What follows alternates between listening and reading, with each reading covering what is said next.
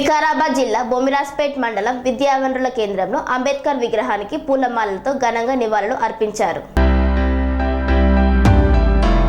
వికారాబాద్ జిల్లా బొమ్మిరాజ్పేట్ మండలం విద్యావనరుల కేంద్రం బొమ్మిరాజ్పేటలోని అంబేద్కర్ విగ్రహానికి పూలమాలలతో ఘనంగా నివాళులు అర్పించారు. భారత రాజ్యాంగాన్ని కాపాడుకోవడం ప్రతి పౌరుని కర్తవ్యమని చంద్రశేఖర్ అన్నారు. 60 దేశాలకు పైగా వివిధ దేశాల రాజ్యాంగాలను అధ్యయనం చేసి అనంతరం భారత రాజ్యాంగం రూపొందించారని అన్నారు. భారత రాజ్యాంగానికి 105 సవరణలు జరిగినప్పటికీ దాని మౌలిక విధానాలను మార్చే అధికారం పార్లమెంటుకు కూడా లేదని కేశవానంద భారతి విఎస్ కేరళ కేసు సుప్రీంకోర్టు సూచించిందని తెలియజేశారు. దేశం ఐక్యతగా ఉండాలంటే మహానుభావుడు డాక్టర్ బిఆర్ అంబేద్కర్ నేతృత్వంలో రచించబడ్డ రాజ్యాంగం పరిరక్షణ తప్ప ఇంకో మార్గం లేదని అన్నారు. ఈ కార్యక్రమంలో ఎస్ఎల్ మండల అధ్యక్షులు వెంకటయ్య, తుంకిమెట్ల మాజీ ఉప సర్పంచ్ ఐఆర్పి శ్రీనివాస్, ఎంఆర్పిఎస్ నాయకులు, విద్యార్థులు, ఉపాధ్యాయులు పాల్గొన్నారు.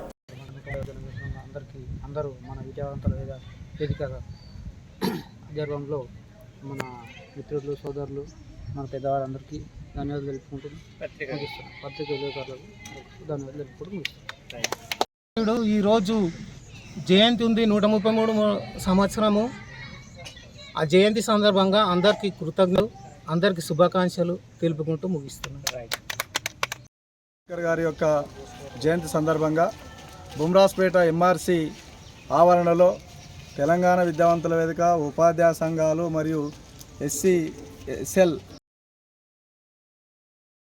ప్రేరణగా నిలిచి ఈ సమాజంకు ఏమైతే అవసరం, సమాజంలో ఉన్నటువంటి అన్ని వర్గాలు ఏ విధంగా అభివృద్ధి చెందించాలి, వారికి ఇవ్వాల్సినటువంటి హక్కులు ఏంటి, వారికి ఇవ్వాల్సినటువంటి బాధ్యతలు ఏంటి అని చెప్పి ఆ రోజే తను ఒక దూరదృష్టితో ఆలోచించి ప్రపంచాన్నే చదివి ఒక గొప్ప జ్ఞానిగా ఆసియా ఖండంలోనే పేరొందినటువంటి మహాత్మా బాబాసాహెబ్ అంబేద్కర్ గారు, వారు రచించినటువంటి రాజ్యాంగం స్ఫూర్తిగా రాజ్యాంగాన్ని ఆధారంగా చేసుకొని నేటి పౌర సమాజం, భవిష్యత్ తరాలు, మరి రాజకీయ ప్రక్రియలు, మరి చిన్న ఉద్యోగం నుండి అత్యధికంగా గ్రూప్ 1 ఉద్యోగాల వరకు కూడా ఆయన సూచించినటువంటి మార్గాన్నే ఈరోజు పనిచేస్తున్నామని ఈ సందర్భంగా తెలియజేసుకుంటూ, బాబాసాహెబ్ అంబేద్కర్ గారు ఇచ్చినటువంటి దిశానిర్దేశాన్ని సమాజం పుణికిపుచ్చుకొని భవిష్యత్ తరాలకు అందించాల్సినటువంటి సమయం ఆసన్నమైంది. ఎందుకంటే ఈరోజు విగ్రహాలను మహాయోగులుగా వాళ్ళను అభివర్ణిస్తూ అనేక జాతరల కార్యక్రమాలు చేపడుతూ ఉన్నాం.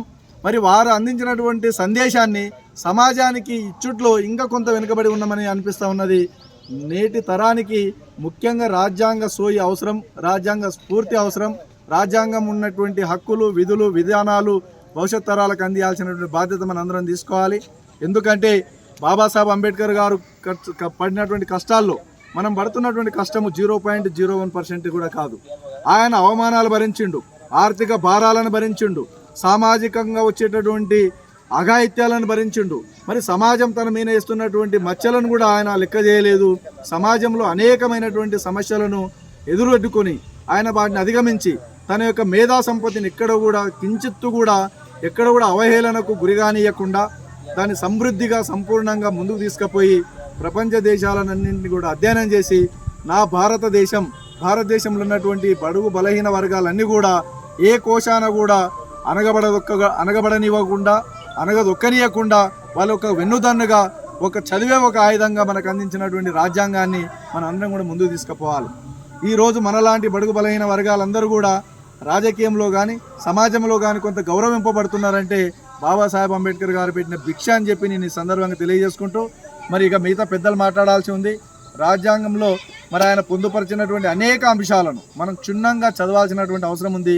చదవడం కాదు, అర్థం చేసుకొని భవిష్యత్ తరాలకు వాటిని వివరించాల్సినటువంటి అవసరం ఉంది అని చెప్పి కోరుకుంటూ, తెలంగాణ విద్యావంతుల వేదిక భవిష్యత్ తరాల కొరకు వాళ్ళు భావజాల వ్యాప్తిని ఈ నెలలోనే బాబు జగ్జీవన్ రామ్ జయంతి, అదేవిధంగా జ్యోతిబా పూలే జయంతి, మరి అంబేద్కర్ గారి జయంతి, ఈ మహనీయుల జయంతులన్నీ కూడా విద్యార్థులకు ఒక స్ఫూర్తిగా వాళ్ళకు ఒక భావజాలంగా అందించాల్సినటువంటి బాధ్యత తెలంగాణ విద్యావంతుల వేదిక తీసుకోవాలని చెప్పి ఈ సందర్భంగా రాష్ట్ర జిల్లా ప్రధాన కార్యదర్శి గారికి విజ్ఞప్తి చేస్తూ ఈ అవకాశం ఇచ్చిన మీ అందరూ కూడా పేరు పేరున ధన్యవాదాలు. జై భీమ్. ఆధ్వర్యంలో ఘనమైన నివాళులు తెలియజేస్తూ ఈ సందర్భంగా ఆ మహనీయుని స్మరించుకోవడానికి విచ్చేసినటువంటి మిత్రులందరికీ కూడా ఒకసారి జన్మదిన శుభాకాంక్షలు తెలియజేస్తూ పెద్దలు మాట్లాడుతూ చాలా విషయాలు కొనియాడి ఉన్నారు. అయితే కొంత సందర్భాన్ని మనం మళ్ళొకసారి వివరించుకున్నట్లయితే ఈరోజు డాక్టర్ అంబేద్కర్ గారు ప్రపంచానికి, మన ఇండియాకు, మన తెలంగాణకు చేసినటువంటి సేవ ఎనలేనిదిగా మనం భావిస్తూ, అయితే మన భారతదేశంలోని ఈ మారుమూల ప్రాంతాలు అయితే ఏవైతే ఉన్నాయో అటువంటి ప్రాంతాలకు వారు ఏ రకమైనటువంటి అంశాలను సూచించారనే సందర్భాన్ని తెలియజేస్తే, ఒక తెలంగాణ అంశాలను చూసినట్లయితే తెలంగాణలో మొట్టమొదటిసారిగా ఆయన మన ఉస్మాన్ యూనివర్సిటీ ఆయనని డాక్టరేట్గా గౌరవించింది మన తెలంగాణలోని ఉస్మాన్ యూనివర్సిటీగా మనం చెప్పుకోవచ్చు. ఆ సందర్భంలోనే ఆయన చిన్న రాష్ట్రాలు ఏర్పడాలని చెప్పి ఆ సందర్భంగా వారు తెలియజేశారు. అదేవిధంగా ఆర్టికల్ 3 ద్వారానే, రాజ్యాంగంలోని ఆర్టికల్ 3 స్ఫూర్తిని చూసుకుని ఈరోజు తెలంగాణ రావడానికి ఎంతో దోహదపడింది. ఆ విధంగా చూసుకుంటూ పోతే ఈరోజు ఆయన ఎన్నో రచనలు, నేను అనుకుంటాను 64 మాస్టర్ డిగ్రీలు ప్రపంచంలో చేసిందంటే చాలా గొప్పగా మనం భావించాలి. ఆ విధంగా ఆయన ఒక 50,000 పుస్తకాలతో ఒక లైబ్రరీని, సొంతంగా లైబ్రరీని ఏర్పాటు చేయడం వల్ల ఎంతోమందికి జ్ఞానాన్ని ఇచ్చిన వారిగా మనం ఈరోజు చెప్తా ఉన్నాం. అటువంటి మహనీయుడు ఈరోజు ప్రపంచంలోనే ఇటు భారతదేశం లేకపోతే రాజ్యాంగ పరిరక్షణ జరిగేది కాకపోతుండేను. అటువంటి రావడం వల్ల ఈరోజు ఎస్సీ, ఎస్టీ, మైనార్టీ వర్గాలకు జరుగుతున్న అన్యాయాలను అరికట్టడంలో ఒక భాగంగా భావించవచ్చు. అదేవిధంగా రాజ్యాంగ పరిరక్షణలోని ఈరోజు ప్రాథమిక హక్కులు, ఆదేశ సూత్రాలు ఏవైతే గౌరవించబడుతున్నాయో ఈరోజు జరుగుతున్నటువంటి అన్యాయాలకు, అక్రమాలకు చాలా ఆ రోజు ఎంతో స్ఫూర్తిదాయకంగా నిలిచి ఈరోజు మనం అనుభవిస్తున్నటువంటి ఓటు హక్కు ఆ రోజు రాజ్యాంగంలో పొందుపరచకపోయి ఉంటే ఈరోజు మనం ఒక ఎస్సీ, ఎస్టీ, అనాగరిక వర్గాలకు ఓటు హక్కు లేకపోయేది మనం భావించవచ్చు. అటువంటి ఎన్నో స్ఫూర్తిదాయకమైనటువంటి పనులు చేసి ఈరోజు ప్రపంచానికి ఒక మేధస్సుగా, ఒక ఆలోచన కీర్తిగా, స్ఫూర్తిదాత ఇచ్చినటువంటి అంబేద్కర్ గారికి తెలంగాణ విద్యావంతుల వేదిక పక్షాన మరొకసారి మనస్ఫూర్తిగా అభినందనలు, జోహార్లు తెలియజేస్తూ ఈ కార్యక్రమానికి చేసినటువంటి అందరికీ మరొకసారి ధన్యవాదాలు తెలియజేస్తూ ఈ కార్యక్రమాన్ని ఎస్సీసీఎల్ అధ్యక్షులు వెంకట్ గారు కొనసాగించాలి. జయంతిని పురస్కరించుకొని డాక్టర్ బాబాసాహెబ్ అంబేద్కర్ మన భారతదేశపు ఆణిముత్యము, ముద్దుబిడ్డ,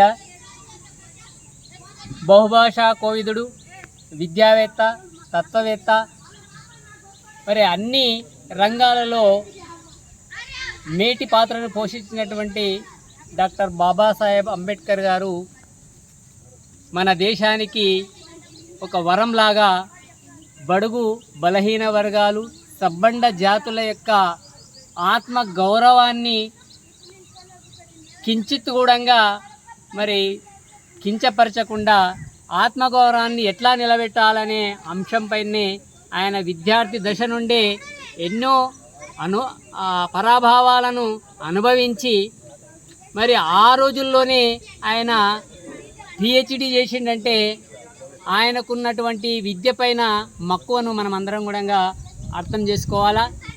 మరి ఆయన మంచి వాగ్ధాటి కలిగిన వ్యక్తి. అందరూ కూడా ఆయన మాట్లాడుతుంటే ఆయన యొక్క వాగ్ధాటిని చాలా నెహ్రూ కానీ, పటేల్ కానీ అలాంటి నాయకులు కూడా చాలా ప్రశంసించేవారట.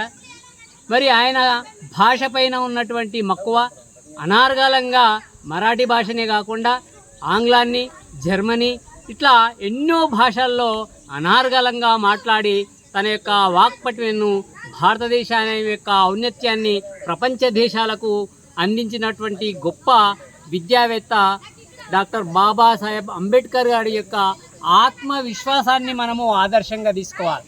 మరి ఆ రోజుల్లో ఎలాంటి అవకాశాలు లేనటువంటి నిరాదరణకు గురైనటువంటి ఒక మామూలు కుటుంబంలో జన్మించి ఆత్మవిశ్వాసాన్ని కోల్పోకుండా విద్యను అభ్యసించి మరి దళిత వర్గానికే ఒక మచ్చుక మంచి అంటే మేము కూడా చదువుకుంటే అంబేద్కర్ లాగా కావచ్చు అనే ఆదర్శంగా నిలిచినటువంటి ఆ మహోన్నతమైన వ్యక్తి. మరి అటు తత్వవేత్తనే కాకుండా, ఇటు విద్యావేత్తనే కాకుండా రాజకీయ పరంగా కూడా ఆయన అంచెలంచెలుగా ఇది ఇండిపెండెంట్ పార్టీని పెట్టి ఆ రోజులలోనే మరి 13 స్థానాలను మరి రిజర్వ్డ్ స్థానాలు కాకుండా నాన్ రిజర్వ్డ్ స్థానాల్లో కూడా మరి అభ్యర్థులను గెలిపించిండు అంటే ఆయన యొక్క గొప్పతనాన్ని మనం అందరం కూడా అర్థం చేసుకోవాలి.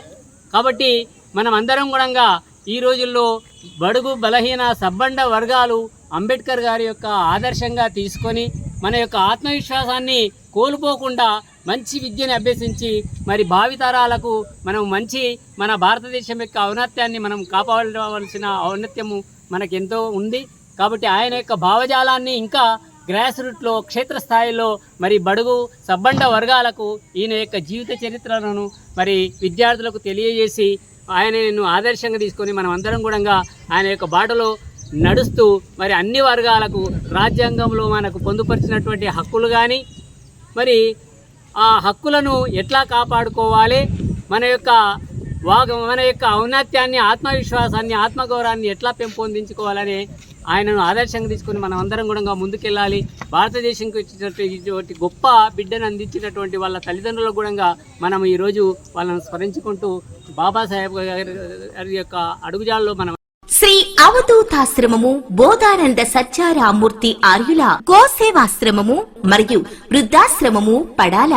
ఆశ్రమములో గోసేవ, గోవుల దానము స్వీకరించుట, మీ నవగ్రహ దోషములు పోవుటకు గోపూజ చేయబడును. మూలికా వైద్యము, గోపంచగవ్య వైద్యము చేయబడును. యంత్రములు, తావీదులు ఇవ్వబడును. శాంతి హోమములు చేయబడును. మీ ఆత్మీయుల పుట్టినరోజు, పెళ్లి రోజు మరియు వర్ధంతి వంటి ముఖ్యమైన దినములలో గోసేవ లేదా అన్నదానం చేయదలిచిన వారు సంప్రదించండి. మా వృద్ధాశ్రమంలో ఖాళీలు కలవు. చేరదలిచిన వారు సంప్రదించండి. శ్రీ శ్రీ శ్రీ స్వామి బోధానందగిరి శ్రీ అవధూతాశ్రమము, అయ్యప్ప స్వామి గుడి దగ్గర, పడాల, తాడేపల్లిగూడెం 2. Cell numbers 7981356374, 96180341138.